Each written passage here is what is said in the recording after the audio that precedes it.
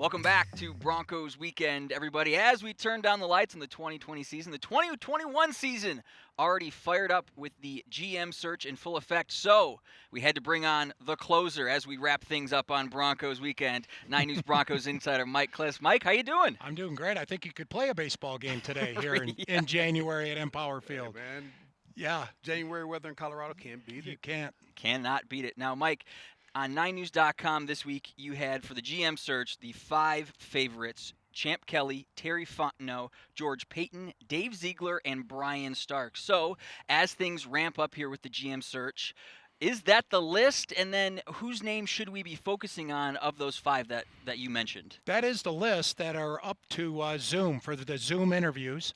And the GM committee is Elway, Joe Ellis, Vic Fangio, which is interesting. He's going to pick his partner, and then Patrick Smythe is going to be part of that Zoom gallery also. So Friday, 2-hour Zoom interviews. I think George Paton of the Minnesota Vikings, who's kind of the Matt Russell of the Vikings.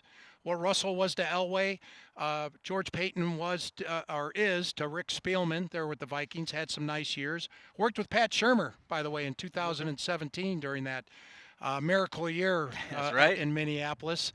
And then Champ Kelly, who everyone knows here, he's been here for 8 years. He was really active in the community, had his own football camp every summer here.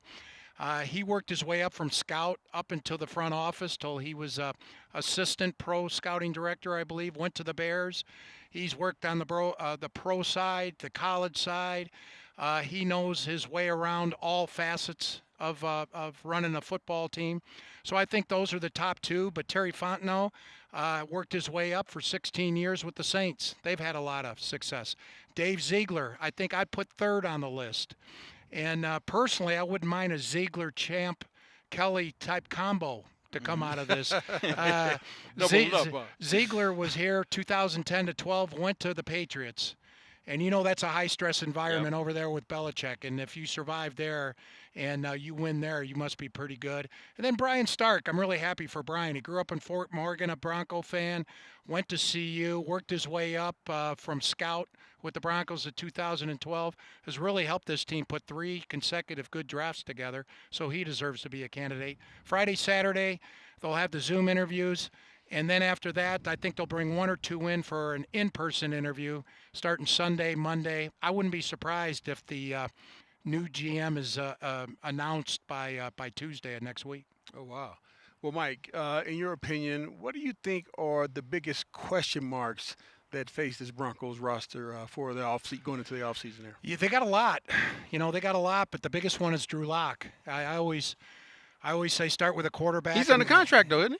Well, he's under contract, but I'm talking starting lineup. Yeah, there we go. Okay.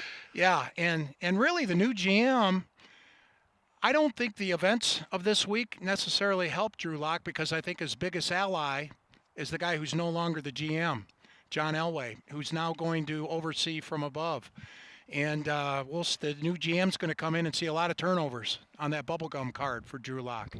And now, I still think he could do it, but I wouldn't be surprised if the Broncos go quarterback in the draft.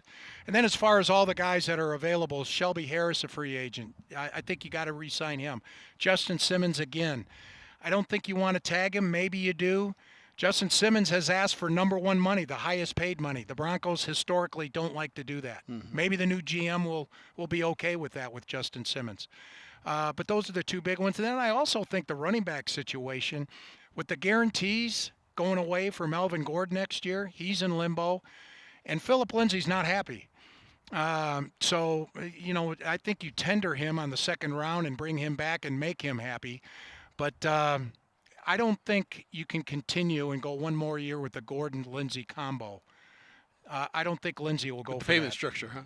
Yeah, right. Mike, with GM decision aside, though, the Broncos are going to have a little bit of cap flexibility depending on where the cap falls. But I know with the Von Miller situation, that could also impact how the Broncos approach free agency. So, given that cap flexibility, what positions do you see the Broncos possibly targeting in free agency? They have to go defense. I think they got to rebuild the defense. Last year, they concentrated on the offense. They realized that Patrick Mahomes is in their division.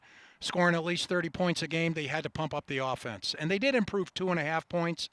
I think COVID with no OTAs, no preseason, new offensive coordinator, all that conspired to work against the Broncos this year. Another year with those guys, and you bring back Cortland Sutton, the offense is okay, providing Drew Lock or whoever they have at quarterback plays better. Defense, though, you've got a lot of age, and you've got a lot of big money, and you've got a lot of injuries to the same guys. Von Miller, $18 million next year. Missed the whole year. The year before, he fell off to 8 sacks. So if Vaughn comes back, it has to be at a pay cut. Bryce Callahan, he's a wonderful cornerback. Can't stay healthy. He's going to make $7 million. I don't think you do that. A.J. Boye, $13.5 million. You don't do that. Jarrell Casey is probably $13 million. 31 years old, missed the whole most of the year with injury. I don't think you do that. So I think you got to rebuild the defense. When they look at the defense, that's to me, that's where they really have to concentrate their efforts this year.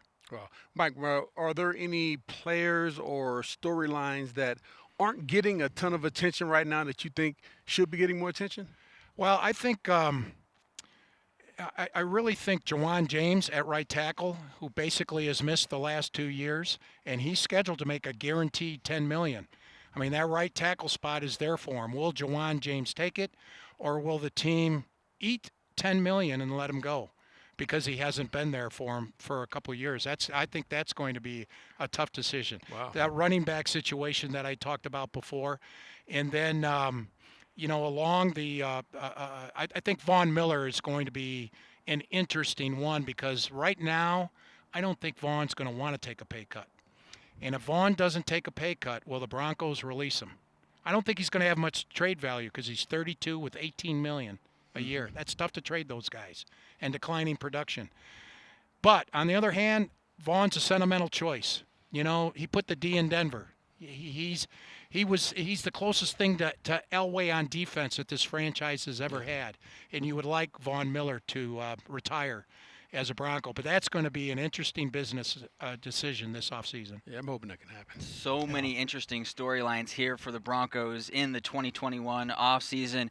Mike, congratulations. 16 years on the beat. You just finished it up. Are you looking forward to number 17 here in 2021? 17 games in year 17. There we go. Yeah. There we go. Yeah. 17 in 17 for Mike. All right, Mike, we appreciate your time. Thank you so much for joining us. And thank you, Broncos Country. For Mike Klis and the Hall of Famer Steve Atwater, I'm Matt Boyer. So long, Broncos Country. We will see you in the offseason.